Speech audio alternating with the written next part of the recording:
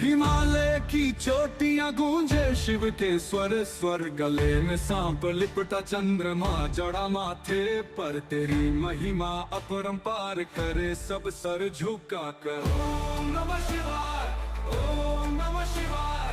जीवन में जो भी पाए तेरा ही वरदान पाए। हर हर महादेव, हर हर महादेव। तू ही आदि, तू ही अंत, भक्ति का वेद।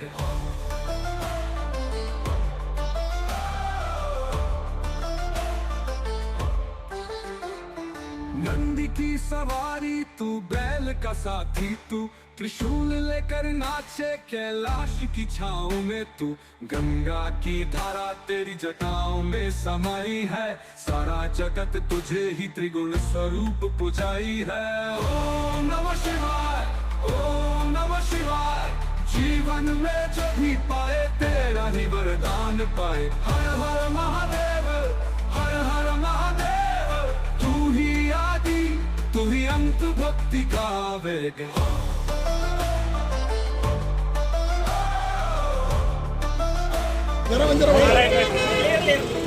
जिसने तेरा नाम लिया संकट उसका हर जाए, तेरा दर्शन पाकर मन में शांति आ जाए। भोलेनाथ की मूरत से घर में उजाला हो, दिन रात जब भी पुकारे तेरा ही उजाला हो। ओम नमः शिवाय, ओम नमः शिवाय।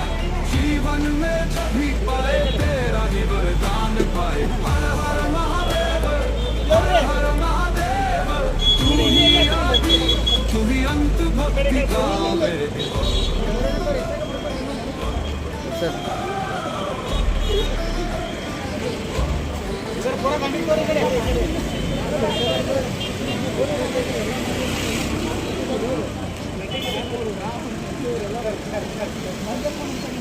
ಸರ್ಕಾರಕ್ಕೆ ಮನವಿಯನ್ನ ಮಾಡಿದೆ. ನಾಲ್ಕು ಜಾರಿಗೆ ತೊಡಗುವ ಕೃಷಿಕರು ನಿರ್ವಹಿಸ್ತಾ ಇರೋ ರಾಷ್ಟ್ರೀಯ ಜವಾಬ್ದಾರಿ ಬಗ್ಗೆ ಸಾರ್ವಜನಿಕರಲ್ಲಿ ಅರಿವನ್ನ ಮೂಡಿತು. ರಾಜ್ಯ ಹಾನಿ ಮತ್ತು ದಿನಾಂಕಗಳು ಹೀಗಿದೆ. जिसने तेरा नाम लिया संकट उसका हर जाए, तेरा दर्शन पाकर मन में शांति आ जाए। भोलेनाथ की मूरत से घर में उजाला हो, दिन रात जब भी पुकारे तेरा ही उजाला हो। ಯಡೂರುಗಳಲ್ಲಿ ಚಾಲನೆ ಆಗಿರ್ತಕ್ಕಂಥ ನಂದಿ ಸೇನೆ ರಥಯಾತ್ರೆ ಇದು ಎಲ್ಲ ಕಡೆ ಪ್ರತಿ ಊರಿಗೆ ಗ್ರಾಮಗಳಿಗೆ ಆಯ್ದು ಹೇಳಿ ಸರ್. ಇವತ್ತು ಬೆಳಗಾವಿ ಜಿಲ್ಲೆ ಚಿಕ್ಕೋಡಿ ತಾಲೂಕು ಯಡೂರು ಗ್ರಾಮದಿಂದ ಶ್ರೀ ವೀರಭದ್ರೇಶ್ವರ ದೇವಸ್ಥಾನದಿಂದ ಶ್ರೀಶೈಲವರೆಗೆ ಇವತ್ತು 5ನೇ ತಾರೀಕಿಗೆ ದಿನಾಂಕ 5ನೇ ತಾರೀಕಿಗೆ ಈ ಯಾತ್ರೆ ಚಾಲು ಆಗ್ಯದ. ಇವತ್ತು ವಿಜಯಪುರ ನಗರಕ್ಕೆ ಆಗಮಿಸಿದ ಇವತ್ತು ಸಾಕಷ್ಟು ಹಿರಿಯರು ನಮ್ಮ ವೀರಶೈವ ಲಿಂಗಾಯತ ಮಹಾಸಭಾದು ಹಾಗೂ ರಾಷ್ಟ್ರೀಯ ಸ್ವಯಂ ಸೇವಕ ಸಂಘದಿರ್ಬೋದು, ಎಲ್ಲ ನಮ್ಮ ರಾಮನವಮಿ ಉತ್ಸವ ಸಮಿತಿಯ ಎಲ್ಲ ಪದಾಧಿಕಾರಿಗಳು ತಾಯಂದರು ಎಲ್ಲರೂ ಇವತ್ತು ಇದಕ್ಕೆ ಭವ್ಯವಾಗಿ ಸ್ವಾಗತವನ್ನು ಕೋರ್ಯಾರ. ಯಾಕೆ ಈ ಯಾತ್ರೆ ಮಾಡಕತ್ತಾರಪ್ಪ ಅಂತಂದ್ರೆ ಇವತ್ತು ಏನಾಗ್ಬಿಟ್ಟದ, ಜೋಡಿ ಎತ್ತಿನ ಕೃಷಿ ಹೊರಟೋಗ್ಬಿಟ್ಟದ. ಅದಕ್ಕೆ ಮಣ್ಣು ಫಲವತ್ತಾಗೋಗ್ಯದ. ಆ ಮಣ್ಣು ಫಲವತ್ತಾಗಬೇಕಪ್ಪ ಅಂತಂದ್ರೆ ಮತ್ತೆ ಜೋಡಿ ಎತ್ತಿನ ಕೃಷಿ ಶುರು ಆಗಬೇಕಾಗ್ಯದ. ಆ ನಿಟ್ಟಿನಲ್ಲಿ ಇವತ್ತು ಇವತ್ತು ನೋಡ್ರಿ ಎತ್ತುಗಳು ಬಂದವು, ಎಲ್ಲಿ ನಾವು ಎತ್ತುಗಳು ಸುತ್ತ ನೋಡಕ್ಕೆ ಸಿಗೋಲ್ವ. ಈಗ ಪರಿಸ್ಥಿತಿ ಏನಾಗ್ಬಿಟ್ಟದಪ್ಪ ಅಂತಂದ್ರೆ ಎಲ್ಲರೂ ತಮ್ಮ ಆಕಳುಗಳು ಇರ್ಬೋದು, ಎತ್ತು ಇರ್ಬೋದು, ಕಸಾಯಿಖಾನೆಗೆ ತಾಳ್ತಾ ಇದ್ದಾರೆ. ಅವೆಲ್ಲ ಬಂದ್ ಮಾಡಿ ಇವತ್ತು ನಾವು ನಮ್ಮ ಭೂಮಿಯಲ್ಲಿ ಇವತ್ತೇನಾದರೂ ನಾವು ಪ್ರತಿಯೊಂದು ಭೂಮಿಯಲ್ಲಿ ಒಂದು 2 ಎತ್ತು ಸಾಕಿದೀವಪ್ಪ ಅಂತಂದ್ರೆ ಅದ್ರ ಮೂಲಕ ನಾವು ಕೃಷಿ ಮಾಡಿದೀವಿ ಅಂತಂದ್ರೆ ಇವತ್ತು ಮಣ್ಣು ಫಲವತ್ತಾಗ್ತದೆ. ಇವತ್ತು ಸಾವಯವ ಕೃಷಿಗೆ ಲಾಭ ಆಗ್ತದೆ. ಅದಕ್ಕೆ ಇವು ಎಲ್ಲ ಹೊಳ್ಳಿ ಮರುಕಳಿಸ್ಬೇಕಾಗಿದ್ದು ಸಿದ್ದೇಶ್ವರ ಅಪ್ಪಗಳು ಹೇಳಿದ್ದು, ನಾವು ಹೇಳಿದಲ್ಲ. ಸಿದ್ದೇಶ್ವರ ಅಪ್ಪಗಳು ಚಾಲನೆ ಮಾಡಿರ್ತಕ್ಕಂಥದ್ದು ಈ ಒಂದು ನಂದಿ ಕೃಷಿ, ಈ ನಂದಿ ಹೋರಾಟ ಏನು ನಮ್ಮ ಬಸವರಾಜ್ ಬಿರಾದಾರ್ ಸರ್ ಅವರು ಪಾಪ ಅವರು ಈ ಒಂದು ಮಣ್ಣು ಫಲವತ್ತಾಗಬೇಕಾದ್ರೆ ಏನಾಗಬೇಕಂದ್ರೆ ಈ ಆಕಳ ಸಗಣಿ ಇವತ್ತು ನೋಡ್ರಿ ಟ್ರ್ಯಾಕ್ಟರ್ದಿಂದ ಎಷ್ಟೋ ಜನ ಕೃಷಿ ಮಾಡ್ತಾರೆ. ಅವು ಟ್ರ್ಯಾಕ್ಟರ್ದಿಂದ ಮಾಡೋದ್ರಿಂದ ಅವು ಕೆಬ್ಬಣದಿಂದ ಮಾಡಿದ್ರಪ್ಪ ಅಂತಂದ್ರೆ ಅಲ್ಲಿ ಮಣ್ಣು ಫಲವತ್ತಾಗೋದಿಲ್ಲ. ಏನು ಆಕಳ ಸಗಣಿ ಈ ಭೂಮಿ ಒಳಗೆ ಬೀಳ್ತದೆ ಅದು ಬಂಗಾರ ಆಗ್ತದೆ. ಅವತ್ತು ನಾವು ಬೆಳೆಯೋಕ್ಕೆ ಸಾಧ್ಯ ಆಗ್ತದೆ. ಅದಕ್ಕೆ ನಾನು ಹೆಚ್ಚಿಗೆ ಮಾತನಾಡಿದೆ. ಇವತ್ತೇನು ಈ ರಥಯಾತ್ರೆಯನ್ನು ಇವತ್ತು ಈ ಶ್ರೀಶೈಲವರಿಗೆ ಹೊರಟದ, ಅದು ಎಲ್ಲೆಲ್ಲಿ ಹೋಗ್ತದೆ, ಏನು ಮಾಡ್ತದೆ, ಅದರ ಮೂಲ ಉದ್ದೇಶ ಏನನ್ನೋದು ನಮ್ಮ ಬಸವರಾಜ ಬಿರಾದರ್ ಸರ್ ಅವರು ತಮ್ಗೆ ಅದ್ರ ಬಗ್ಗೆ ಎರಡು ಮಾತನಾಡೋದು ಹೇಳಬೇಕಂತ ಅಂದು ಕೇಳ್ಕೊತೀನಿ. ಈಗಾಗಲೇ ಶ್ರೀಯುತ ಉಮೇಶ್ ವಂದಾಲಣ್ಣವರು ಈ ನಂದಿ ಸೇನೆ ರಥಯಾತ್ರೆ ಯಾಕೆ ಇಲ್ಲಿ ಆಗಮಿಸಿದೆ ಮತ್ತು ಇದರ ಅವಶ್ಯಕತೆ ಏನಾದ ಅನ್ನುವಂಥದ್ರ ಬಗ್ಗೆ ವಿವರಣೆಯನ್ನು ನೀಡಿದ್ದಾರೆ. ಅವರ ಒಂದು ನೇತೃತ್ವದಲ್ಲಿನೇ ನಾವು ವಿಜಯಪುರದ ಜ್ಞಾನ ಯೋಗಾಶ್ರಮದಿಂದ ಸಿದ್ದೇಶ್ವರಪ್ಪರ ಜನ್ಮಸ್ಥಳವಾದಂತಹ ಬಿಜ್ಜರ್ಗಿ ಗ್ರಾಮದ ಅಲ್ಲಿ ಎಲ್ಲಿ ಜನ್ಮ ತಾಳಿದ್ರು ಆ ಮನೆಯವರೆಗೆ ಸುಮಾರು ಒಂದು 40 ಕಿಲೋಮೀಟರ್ ಪಾದಯಾತ್ರೆಯನ್ನ ನಾವು ಮಾಡಿದ್ದೇವೆ.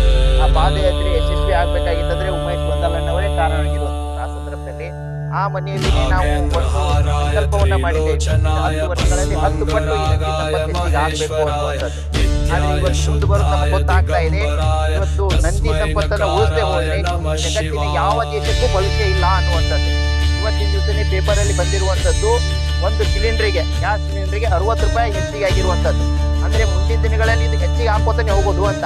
ಹಾಗಾಗಿ ನಾವು ಡೀಸೆಲ್ ಪೆಟ್ರೋಲ್ ಆಧಾರಿತವಾಗಿ ಕೃಷಿಯನ್ನ ಮಾಡಿದೀವಿ ಅಂದ್ರೆ ಮೊದಲನೇದು ರೈತರ ಸಾಲಗಾರರಾಗ್ತಾರೆ, ಎರಡನೇದು ಉದ್ದಿಮೆದಾರರು ಸಾಲಗಾರರಾಗ್ತಾರೆ, ಮೂರನೇದು ರಾಜ್ಯ ಸಾಲಗಾರ ಆಗತ್ತೆ, ನಾಲ್ಕನೇದು ಈ ದೇಶನೇ ಸಾಲಗಾರ ಆಗತ್ತೆ. ಹಾಗಾಗಿ ಒಟ್ಟಾರೆ ಪ್ರತಿಯೊಬ್ಬರು ಇವತ್ತು ಸಾಲಗಾರಾಗಿ ತಯಾರಾಗಕ್ಕೆ ಮೂಲ ಕಾರಣಪ್ಪ ಅಂದ್ರೆ ಈ ನಂದಿ ಸಂಪತ್ತು ಹೋಗಿ ನಾವೆಲ್ಲರೂ ಈ ಒಂದು ತೈಲ ಸಂಪತ್ತನ್ನ ಅವಲಂಬಿಸಿರುವಂತದ್ದು. ಹಾಗಾಗಿ ಎಲ್ಲಿ ತೈಲ ಸಂಪತ್ತು ಇದೆಯೋ ಆ ದೇಶನೂ ಸರ್ವನಾಶ ಆಗುತ್ತೆ ಮತ್ತು ಆ ತೈಲವನ್ನು ತಂದು ಎಲ್ಲಿ ನಾವು ಉಪಯೋಗ ಮಾಡ್ತೀವಿ ಆ ದೇಶನೂ ಕೂಡ ಸರ್ವನಾಶ ಆಗ್ತದೆ ಅನ್ನುವಂಥದ್ದು ಇವತ್ತು ವಿಜ್ಞಾನ ಹೇಳ್ತಾ ಇದೆ, ಇತಿಹಾಸ ಹೇಳ್ತಾ ಇದೆ. ಅದೇ ರೀತಿ ಬಸವಣ್ಣವರ ವಚನಗಳು ಹೇಳ್ತಾ ಇದ್ದಾವೆ ಮತ್ತು 12ನೇ ಶತಮಾನದಲ್ಲಿ ಏನೆಲ್ಲ ಶರಣರು ಸಂತರು ಆಗಿ ಹೋಗಿದಾರೋ ಅವೆಲ್ಲ ವಚನಗಳು ಹೇಳ್ತಾ ಇರುವಂತದ್ದು.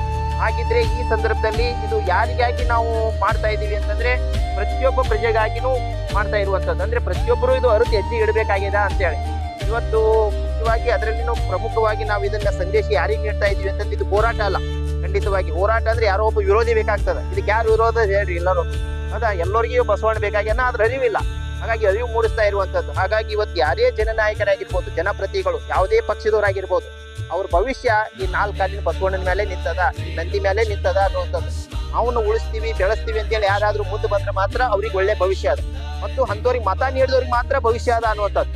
ಹಾಗಾಗಿ ಇದು ಶ್ರೀಶೈಲ ಮಲ್ಲಯ್ಯನ ಸನ್ನಿಧಾನದಲ್ಲೇ ಇದ್ರ ಬಗ್ಗೆ ಏನಾಗಬೇಕು, ಸೂಕ್ತವಾದಂತ ಚರ್ಚೆಗಳಾಗಬೇಕು, ಇದ್ರ ಬಗ್ಗೆ ಸೂಕ್ತವಾದಂತ ನಿರ್ಧಾರಗಳಾಗಬೇಕು ಅನ್ನುವಂತ ನಿಟ್ಟಿನಲ್ಲಿ ಈ ಒಂದು ನಂದಿ ಸೇನೆ ರಥಯಾತ್ರೆ ಇದು ಯಡಿಯೂರಿನಿಂದ ಚಾಲನೆಗೊಂಡಿರೋದು.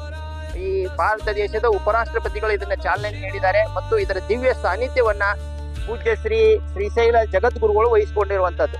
ಮುಂದೆ ಅಲ್ಲಿನೂ ಕೂಡ ಶ್ರೀಶೈಲ ಜಗದ್ಗುರುಗಳೇ ಇದರ ಸ್ವಾಗತವನ್ನ ಮಾಡ್ಕೊಂಡಿದ್ದಾರೆ ಮತ್ತು ಈ ಒಂದು ರಾಜ್ಯದ ಪ್ರಮುಖ ನಾಯಕರು ಕೂಡ ಅಲ್ಲಿ ಆಗಮಿಸೋದಿದ್ದಾರೆ. ಹಾಗಾಗಿ ಅಲ್ಲಿಂದ ಇದು ಏನಾಗುತ್ತೆ ಅಂತಂದ್ರೆ ರಾಷ್ಟ್ರ ಮಟ್ಟದಲ್ಲಿ ಈ ವಿಚಾರ ಇನ್ನೂ ತೀವ್ರಗತಿಯಲ್ಲಿ ಏನಾಗಬೇಕು, ಹರಡಬೇಕು ಮತ್ತು ಇದ್ರ ಬಗ್ಗೆ ಜನಜಾಗೃತಿ ಮೂಡಿಸ್ಬೇಕು ಅಂತ ಒಂದು ಯೋಜನೆ ರೂಪಿಸೋದಿದೆ. ಹಾಗಾಗಿ ನಾ ಈ ಮೂಲಕ ಒಂದು ಜನತೆಗೆ ಕೋರಿಕೊಳ್ಳೋದೇನು ಅಂದ್ರೆ 15ನೇ ತಾರೀಕಿಗೆ ಆ ಶ್ರೀಶೈಲ ಮಲ್ಲಯ್ಯನ ಒಂದು ಸನ್ನಿಧಾನಕ್ಕೆ ತಾವೆಲ್ಲರೂ ಕೂಡ ಆಗಮಿಸಿ ಇದರಲ್ಲಿ ಭಾಗವಹಿಸಿ ಅಂತೇಳಿ ಈ ಸಂದರ್ಭದಲ್ಲಿ ನಾನು ಪ್ರತಿಯೊಬ್ಬರಿಗೂ ಕೂಡ ಕೋರಿಕೊಳ್ತಾ ಇದ್ದೀನಿ. ಧನ್ಯವಾದಗಳು. ಈ ಒಂದು ನಂದಿ ಸೇನೆ ರಥಯಾತ್ರೆ ಈಗ ಯಡಿಯೂರದಿಂದ ಮುಂದೆ ಕಾಗವಾಡ ಬಂತು, ಕಾಗವಾಡದಿಂದ ಅಥಣಿಯಿಂದ ಹೊನವಾಡದಿಂದ ಈಗ ವಿಜಯಪುರಕ್ಕೆ ಬಂದಿದೆ, ವಿಜಯಪುರದಿಂದ ಇವತ್ತು ಸಾಯಂಕಾಲ ಮನುಗುಳಿಗೆ ಹೋಗೋದಿದೆ, ಮನುಗುಳಿ ನಂತರ ಮುಂದೆ ಹುಯಿನಿಪ್ಪರಿಗೆ ನಂತರ ತಾಳಿಕೋಟಿ ನಂತರ ಹುಣಸ್ಗಿಯಿಂದ ದೇವದುರ್ಗ, ರಾಯಚೂರು ಈ ಮಾರ್ಗವಾಗಿ ಮುಂದೆ ಕರ್ನೂಲ್ಗೆ ಹೋಗಿ ಒಂದು ಶ್ರೀಶೈಲಕ್ಕೆ 15ನೇ ತಾರೀಕಿನ ಒಳಗಾಗಿ ಇದು ಒಟ್ಟಾರೆ ತಲುಪುತ್ತದೆ.